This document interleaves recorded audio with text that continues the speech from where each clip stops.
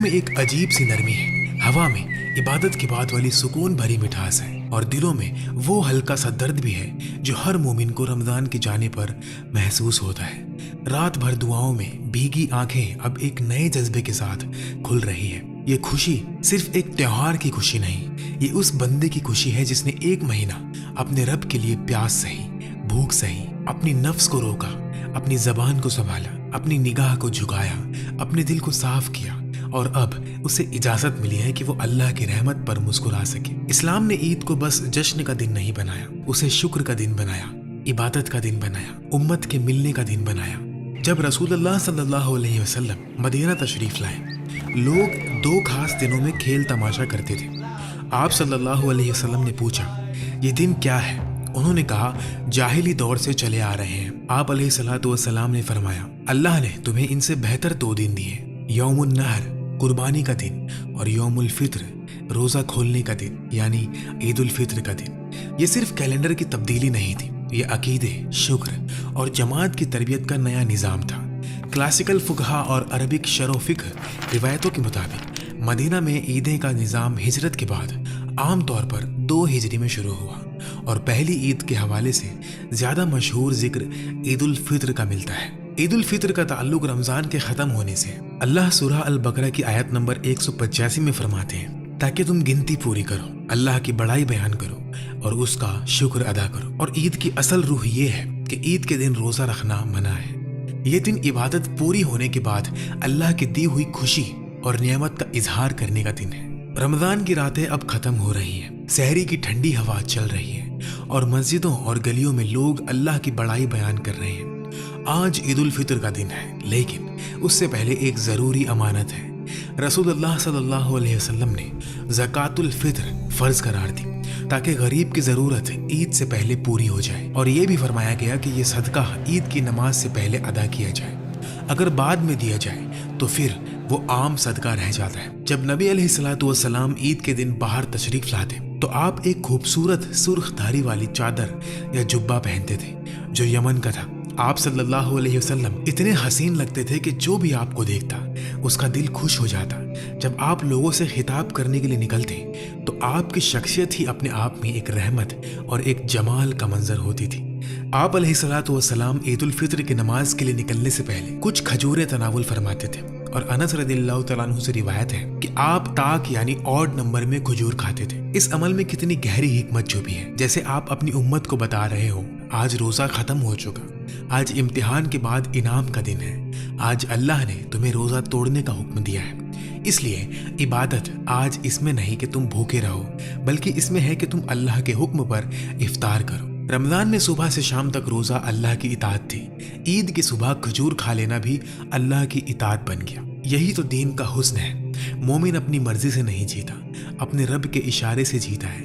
سیدہ عائشہ رضی اللہ تعالیٰ عنہا روایت کرتی ہیں کہ عید کے دن 2 چھوٹی لڑکیاں ان کے پاس گیت گا رہی تھیں۔ ابو بکر رضی اللہ تعالیٰ عنہ نے منع کیا تو نبی علیہ الصلوۃ والسلام نے فرمایا، ہر قوم کے لیے عید ہوتی ہے اور یہ ہماری عید ہے۔ اس سے معلوم ہوتا ہے کہ عید کے دن شرعی حدود کے اندر خوشی، نرمی اور فرحات کا اظہار جائز ہے۔ مدینہ کے راستوں پر پھر ایک جماعت چلتی ہوگی، گھروں سے لوگ نکل رہے ہوں گے، بچے، بزرگ، جوان، سب کے چہروں پر روشنی، اور سب سے حسین بات یہ کہ عید کسی ایک طبقے کی خوشی نہیں تھی۔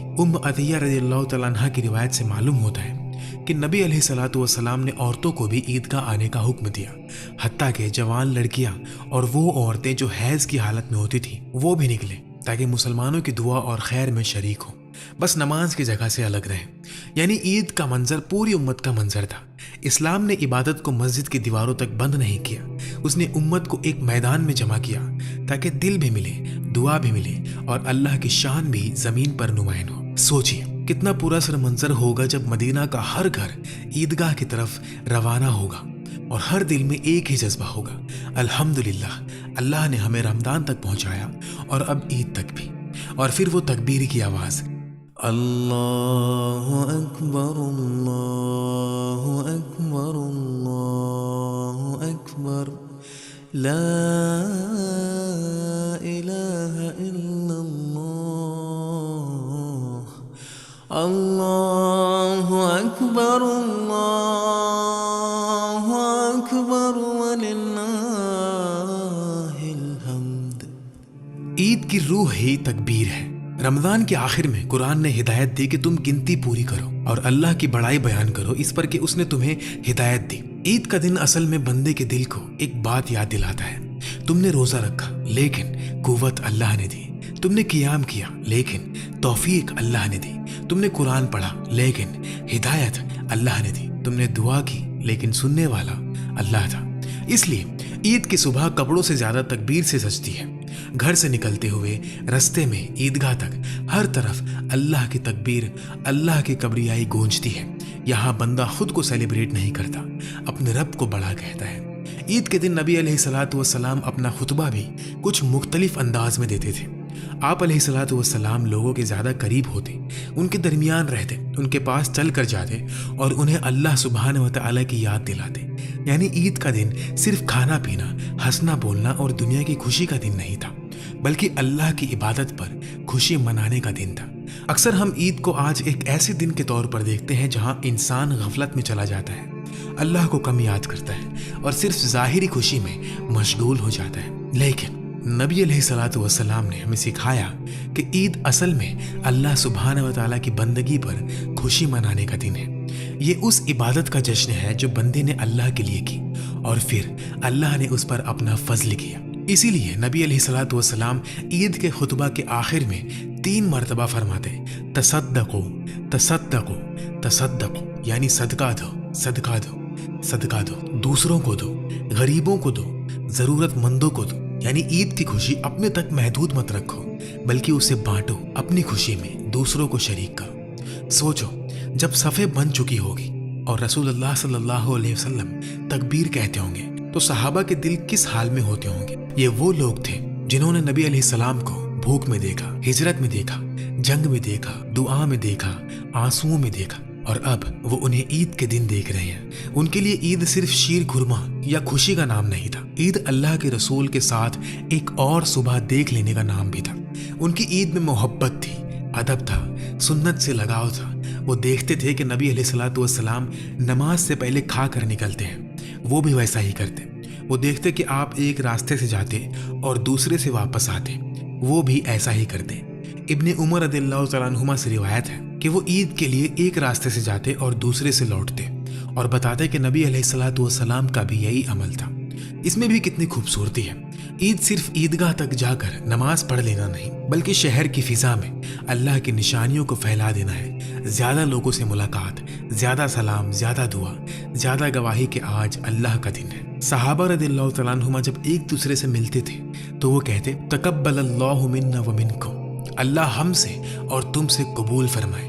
تو ذرا غور کرو، کتنی گہری بات ہے۔ آج ہماری زبان پر اکثر عید مبارک ہوتا ہے، لیکن صحابہ کے دل میں قبولیت کی فکر ہوتی تھی۔ انہیں پتا تھا کہ رمضان کا اصلی سوال یہ نہیں کہ کتنے روزے رکھے، اصلی سوال یہ ہے کہ کتنے قبول ہوئے۔ اصلی ڈر یہ نہیں کہ عید آ گئی، اصلی ڈر یہ ہے کہ کہیں ہم ان لوگوں میں سے نہ ہو جنہیں صرف بھوک ملی، اجر نہیں ملا۔ اس لیے ان کی عید مبارک بات بھی دعا تھی، عبادت تھی، اخلاص تھی۔ وہ ایک دوسرے کو یاد دلاتے تھے، خوشی مناؤ لیکن قبولیت مانگنا مت بھولو۔ نبی علیہ الصلوۃ والسلام کی زندگی میں کئی عیدیں ایسی بھی آئی ہوں گی جب گھر میں سرگرمی کم تھی، سامان کم تھا، لیکن برکت بہت تھی۔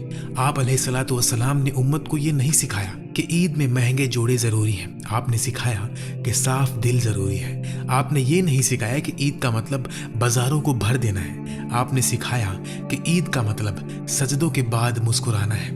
آپ نے یہ نہیں سکھایا کہ صرف اپنے بچوں کو خوش کرو، آپ نے سکھایا کہ امت کے کمزور لوگوں کو بھی اس خوشی میں شریک کرو۔ اس لیے زکوٰۃ الفطر کا نظام بھی رکھا گیا تاکہ عید کا دن فقیر کے لیے بھی بھوک کا دن نہ رہے بلکہ عزت اور کفایت کا دن بنے۔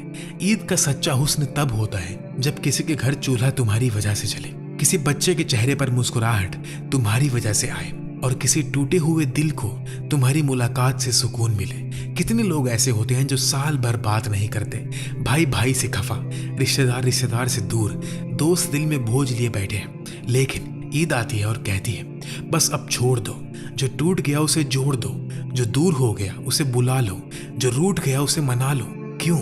اس لیے کہ جب اللہ اپنے بندوں پر رحمت برساتا ہے تو بندہ بھی اللہ کی مخلوق پر نرمی دکھائے۔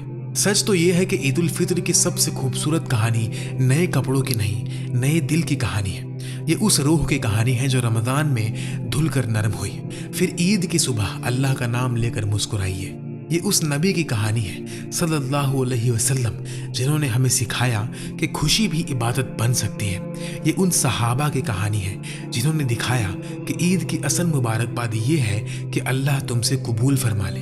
ये उन घरों की कहानी है जहाँ सामान कम था लेकिन सुकून ज़्यादा था। ये उन बच्चों की कहानी है जिन्होंने